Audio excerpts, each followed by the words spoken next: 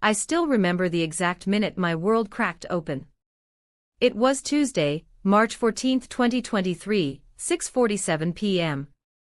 I was in the kitchen of our little greenhouse in West Seattle, stirring mac and cheese while our daughter Harper, 3 years old, was coloring at the table with those fat Crayola crayons. The front door opened the way it always did, slow, because the hinges needed oiling, and I turned around smiling, expecting Ethan to drop his laptop bag, scoop Harper up, and kiss me like he had every single day for the last 6 years. Instead he stood in the doorway in his Patagonia vest, face pale, eyes glassy, and said the 5 words I never thought I'd hear from the man who cried at our wedding vows. "I can't do this anymore. No fight. No warning. No, we need to talk." Text. Just that sentence, followed by the sound of his keys hitting the bowl on the console table, the same bowl we bought on our honeymoon in Lisbon. Then he walked upstairs, came down 10 minutes later with a North Face duffel and a backpack and left. He didn't kiss Harper goodbye. He didn't even look at her. She was still humming Baby Shark, orange crayon in her fist, completely unaware that her daddy had just erased himself from her life. I stood there holding the wooden spoon like an idiot, until the mac and cheese boiled over and hissed on the burner. That night I learned what shock really feels like. Your body goes cold, your ears ring, and the room tilts like you're on a boat. I called him 23 times. Straight to voicemail. I texted until my thumbs cramped. Nothing. At 2 a.m. I found the note on the kitchen counter, written on the back of Harper's daycare artwork. "Ava, I'm sorry. I'm not built for this life. I left the car title and the checkbook in the safe. Please don't look for me." The checkbook had $400 in it. Our mortgage was $2,900 a month. Harper's preschool was $1,600. I made $52,000 a year as a graphic designer. He made $180,000 as a senior software engineer at Amazon. By morning I discovered he'd drained the joint savings, $38,000, maxed out both credit cards on cash advances, and transferred his 401k into an account I couldn't touch. He'd planned this for months. I wish I could say I was strong right away. I wasn't. I sat on the bathroom floor and ugly cried until Harper knocked on the door asking why Mommy was making scary noises. I wiped my face, opened the door, and lied to my baby for the first time. "Mommy just dropped something heavy, sweetie." The weeks that followed were survival mode. I sold my engagement ring, the one he proposed with on the Space Needle, for $4,200 on Facebook Marketplace. I picked up every freelance gig I could find. I learned the phrase income-based repayment for my student loans.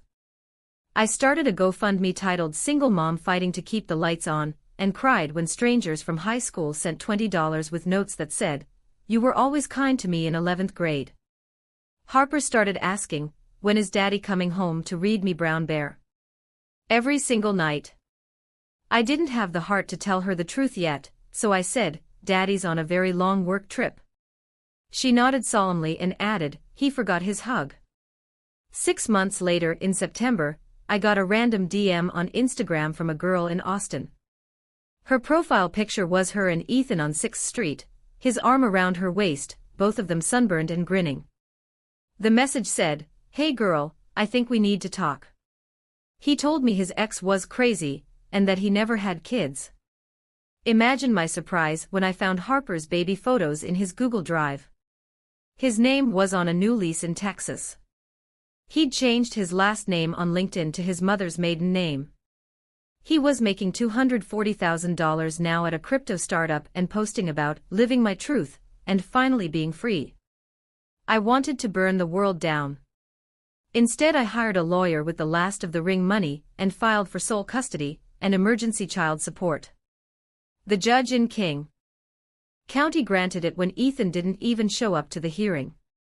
The state of Washington put a warrant out for felony abandonment and non-support.